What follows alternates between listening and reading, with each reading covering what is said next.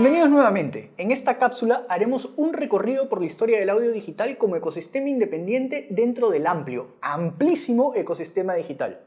Podríamos pensar que esta historia podría tener como mucho unas 2 décadas de historia, con la aparición de las plataformas peer-to-peer como Napster o Kazaa, o quizás con la aparición del Winamp, el hoy casi olvidado reproductor de formato MP3 aparecido en la segunda mitad de la década de los 90 del siglo pasado. Qué lejano suena eso, ¿no? Pues sí, y sin embargo, vamos a retroceder aún mucho más lejos en el tiempo, tan lejos como la prehistoria.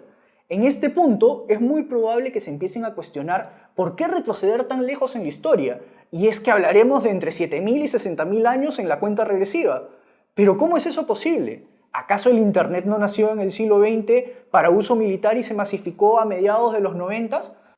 Pues sí, la respuesta a ambas preguntas es que sí. Pero si queremos entender desde ya por qué el audio digital es un medio tan potente al momento de comunicar nuestras campañas de marketing, tenemos que retroceder hasta los inicios del lenguaje humano, pues es desde este punto que nuestro fuertísimo vínculo con el sonido a través de nuestro sentido del oído se convirtió en una de las más importantes formas de comunicación, si es que no la más importante, de nosotros los seres humanos. De hecho, la comunicación a través del sonido es tan relevante, instintiva y primigenia que no solo los humanos la poseemos, sino que en el reino animal la comunicación por medio del sonido es también una cualidad muy presente. Si a este hecho le agregamos que el lenguaje escrito no apareció sino hasta hace unos 7.000 años, es fácil evidenciar cómo nuestra conexión emocional con el audio como forma de comunicación es mucho más fuerte que cualquier otra forma de comunicación que dependa de otro sentido. De hecho, las tradiciones orales o la aparición de la música desde tiempos remotos son otra clara muestra de ello.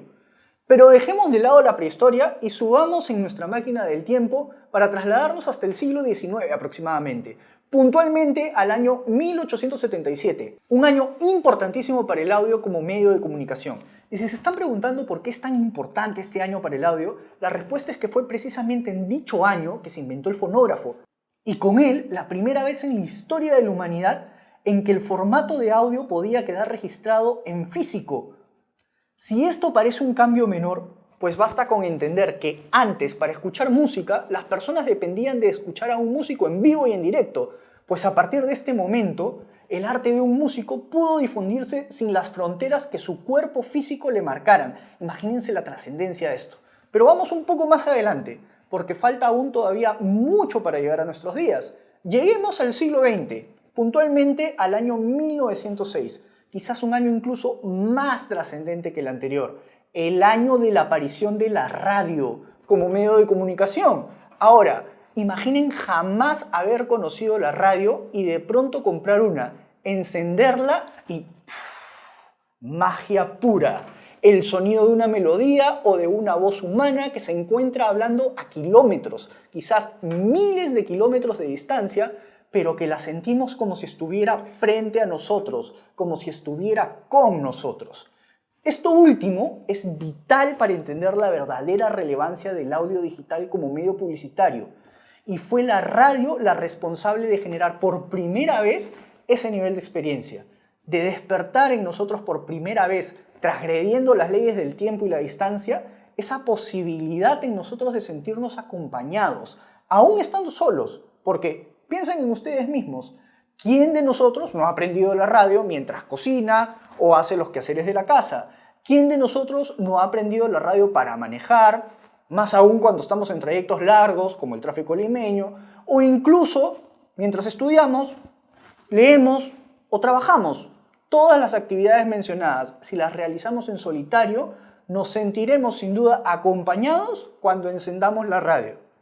Pero lo cierto es que la radio trascendió incluso esto y se convirtió en un canal de comunicación en sí mismo, pero también de conexión entre los seres humanos. Basta con imaginar a millones de personas escuchando el discurso de Winston Churchill durante la Segunda Guerra y el nivel de compenetración y atención que los oyentes deben haber experimentado en ese momento para que dimensionemos el nivel de conexión que una señal de audio puede llegar a generar en nosotros. Dicho todo lo anterior, la radio se convirtió también en el medio ideal para transmitir las noticias y las personas dejaron de informarse exclusivamente a través de la prensa escrita. Disponían ahora de un nuevo canal de información, uno que, dicho sea de paso, les permitía hacer cualquier otra actividad mientras se informaban, ya que podemos escuchar algo perfectamente mientras ejecutamos alguna otra actividad. Por este motivo, la sensación de compañía, resaltando el término compañía, también se refuerza al momento de vernos expuestos al audio. De hecho, siempre me encanta mencionar el poderío del audio a través de lo que ocurrió el día 30 de octubre de 1938, día en que Orson Welles narró en una transmisión radial la conocida historia de H.G. Wells, La Guerra de los Mundos. La narración fue tan vívida que los ciudadanos estadounidenses entraron en pánico, pensando que en verdad habían sido invadidos por alienígenas. Esto pone en manifiesto el poder del audio para despertar en nosotros muy diversos tipos de emociones, incluso las más intensas. Saltemos un poco más a la década de los 60 y aparecerían los primeros cassettes con capacidad solo para 8 canciones. Los formatos de audio se comenzaban a multiplicar. Ya para 1979, el Walkman aparecía en escena y las personas tenían por primera vez la opción de crear sus propias playlists, esa palabra tan de moda hoy en día, en un cassette y sumergirse en su propia burbuja de individualidad, al conectar sus audífonos con sus oídos. Pero a pesar de aislarse, se sentían muy bien acompañados.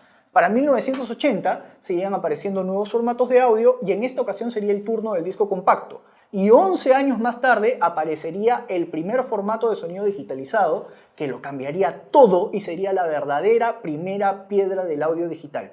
Sí, me estoy refiriendo al sonido en formato MP3.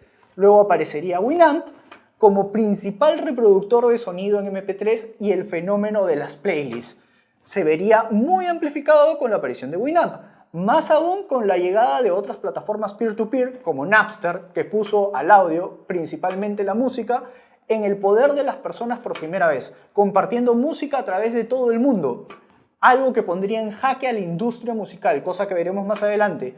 Como bien recordaremos todos aquellos que contamos con más de 3 décadas ya caminando por aquí, como yo. Finalmente, ya en la primera década del presente siglo, aparecerían las plataformas de streaming musical, pero de ello hablaremos en la siguiente cápsula.